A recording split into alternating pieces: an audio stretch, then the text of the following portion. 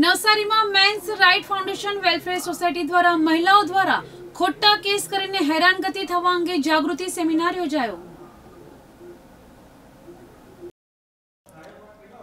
દરેક પુરુષ અત્યાચારી નહીં અને દરેક મહિલા અબળા બિચારી નહીં। Men's rights foundation welfare society 19 રાજ્યમાં કાર્યરત છે। ભારતની કોર્ટમાં અનેક એવા ખોટા કેસ હશે જેમાં પુરુષોને મહિલાઓ દ્વારા ખોટા કેસમાં ફસાવીને જેલની ચક્કી પીસવા મજબૂર કર્યા છે। આ તારણ છે રાષ્ટ્રીય ક્રાઇમ બ્યુરોનું, જે દેશની કોર્ટ વતી કેસોનો સર્વે કરે છે। નવસારીમાં આવેલા બાબા સાહેબ આંબેડકર હોલ ખાતે યોજાયેલા સેમિનારમાં પત્ની પીડિત પુરુષ દ્વારા નિર્માણ પામેલી સંસ્થા men's rights foundation welfare society દ્વારા એક સેમિનારનું આયોજન કરવામાં આવ્યું હતું, જેનું સૂત્ર હતું કે દરેક પુરુષ અત્યાચારી નહીં અને દરેક મહિલા અબળા બિચારી નહીં। ભારત દેશમાં મોટાભાગના કાયદાઓ મહિલા સમર્થક હોય છે, તેમાં મહિલાઓને વિશેષ અધિકાર આપી તેમના માન અને સન્માનને સાચવવાનો પ્રયત્ન કરવામાં આવ્યો છે। પણ બદલાયેલા જમાનામાં મહિલાઓ સંવિધાન દ્વારા મળેલી છૂટનો દુરુપયોગ કરીને તેનો ઉપયોગ પોતાના પતિ અને તેના પરિવારને કાયદાકીય કાવાદાવામાં ફસાવીને જેલ ભેગા કરવાનો હોય છે, જેને લઈને પુરુષો પણ કાયદાકીય નિયમોને લઈને હવે જાગૃત થાય અને સંવિધાનની સાચી સમજ કેળવે તે માટે પત્ની પીડિત પુરુષ સંગઠને એક જાગૃતિ સેમિનારનું આયોજન કર્યું હતું। ભારતના સંવિધાનના IPC 498, 125 CRPC domestic violence act 2005 અને 354 છેડછાડ જેવી કલમોમાં સંશોધન કરીને સુધારા કરવામાં આવે તેવી માંગ આ સંગઠને કરી છે। કેટલાક કિસ્સાઓમાં મહિલાઓની ફરિયાદ વ્યાજબી અને કાયદેસર હોય છે, પણ મોટા ભાગના બનાવમાં મહિલાઓ શંકાના આધારે અને પુરુષોને સજા આપવાના ઈરાદે સંવિધાન દ્વારા બનાવવામાં આવેલી કલમનો દુરુપયોગ કરે છે, જે પુરુષની સામાજિક આબરૂ ઇજ્જતને ખતમ કરી નાખે છે, જેને લઈને પુરુષો પણ કાયદામાં જે જોગવાઈઓ છે તેને જાણે અને તેના પ્રત્યે જાગૃત થાય તે માટે સેમિનાર કરવામાં આવ્યું હતું। 45 જેટલા વકીલો વિવિધ રાજ્યોમાં નિઃશુલ્ક પત્ની પીડિત પુરુષોને ન્યાય અપાવે છે। Men's rights foundation welfare society 19 રાજ્યોમાં કાર્યરત છે, જેમાં 45 જેટલા વકીલો વિવિધ રાજ્યોમાં નિઃશુલ્ક પત્ની પીડિત પુરુષોને ન્યાય અપાવવા માટે મદદરૂપ થઈ રહ્યા છે। આ ફાઉન્ડેશનનું મુખ્ય મથક ભોપાલ ખાતે છે, જેમાં હજારો પુરુષો વર્ષ દરમિયાન તેમને થયેલા અન્યાય બાબતે નિરાકરણ લાવવા આ સંસ્થાનો સંપર્ક કરે છે, જેમાં પુરુષોને પણ યોગ્ય ન્યાય મળે તે માટે લોકસભાના સ્પીકર ઓમ બિરલાને 2020માં આવેદન આપવામાં આવ્યું હતું।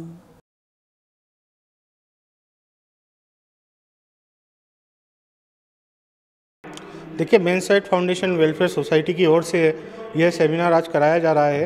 जो महिलाओं के हितों के संरक्षण के लिए कानून बनाए गए थे, उन कानूनों का जो अब दुरुपयोग होने लगा है, जिससे कि पुरुष प्रताड़ित हो रहे हैं, उन पुरुष परिवार की जो महिलाएं संबंधी हैं वो जो प्रताड़ना का शिकार हो रही हैं, उनके कानूनी हितों के संरक्षण के लिए नवसारी में men's right foundation welfare society की तरफ से यह प्रोग्राम कराया जी। नेशनल क्राइम रिकॉर्ड ब्यूरो के अनुसार यदि हम देखेंगे और उनके विगत वर्षों में जो केसेस दर्ज हुए हैं और उसके रिपोर्ट का अध्ययन करते हैं तो हम पाते हैं कि 90% से अधिक ऐसे मामले जो कि दहेज प्रताड़ना के थे वो झूठे पाए गए।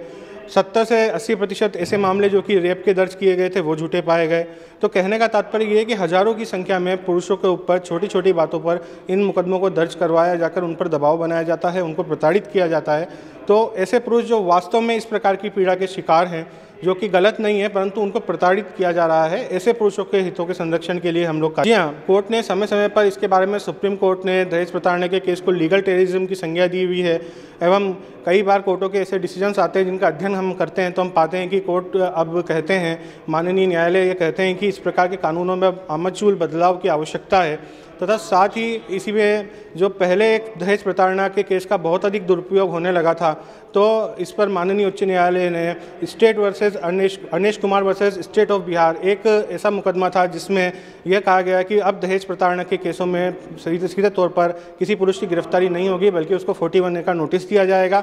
तो इस प्रकार से समय समय पर उच्चतम न्यायालय के द्वारा भी, जो हमारे माननीय उच्चतम न्यायालय के जो जजेस हैं, कॉलेजियम्स हैं, उनके द्वारा भी इस प्रकार के बातों के ऊपर टिप्पणी टिप्पणी की गई है, प्रकाश डाला गया है कि फर्जी मुकदमों के कारण कई पुरुषों का जीवन खराब हो रहा है एवं इसमें बदलाव की बहुत अधिक आवश्यकता है। जी हाँ, वर्तमान में समाज के परिप्रेक्ष्य से यदि देखा जाए तो यदि कोई महिला एक बार किसी पर आरोप लगा देती है, जैसा कि आपने देखा होगा कि अभी वर्तमान में एक सुनी हुई बात आ रही है कि एक जोमेटो बॉय के ऊपर किसी प्रकार का आरोप लगाया गया है और उस महिला को काफ़ी समर्थन मिला है, परंतु अभी ये देखा जाए तो एक प्रकार से अभी तक एक पक्षी कार्रवाई प्रतीत होती है।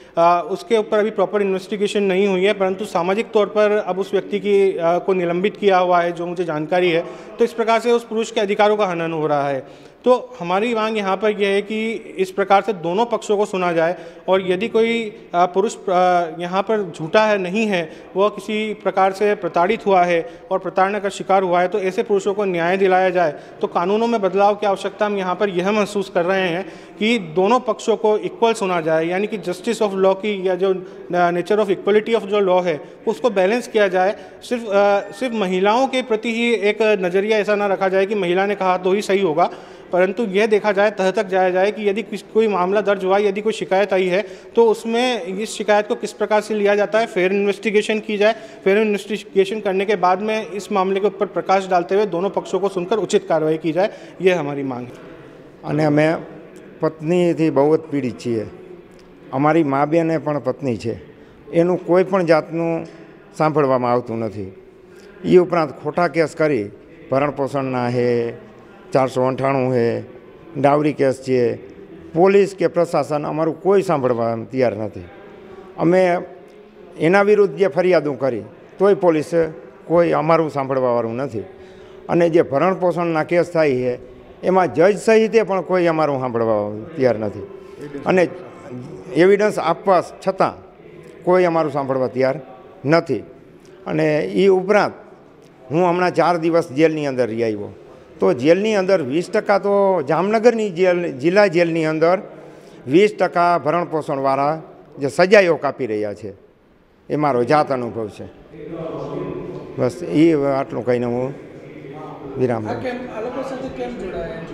આ જે હું અમદાવાદ આવેલો હાઈકોર્ટમાં, એટલે મને એક નંબર આવ્યા, એટલે એ કે આ સંસ્થા સારું કામ કરે છે, મેન્સ રાઇટ ફાઉન્ડેશન, તો એ ઉપર જઈને અવાજ કરે અને જે પીડિત પુરુષો છે એનો કાંઈક ઉદ્ધાર થાય એવા ઉદ્દેશ્ય સાથે હું તેમાં જોડાણો છું। NTC news Navsari.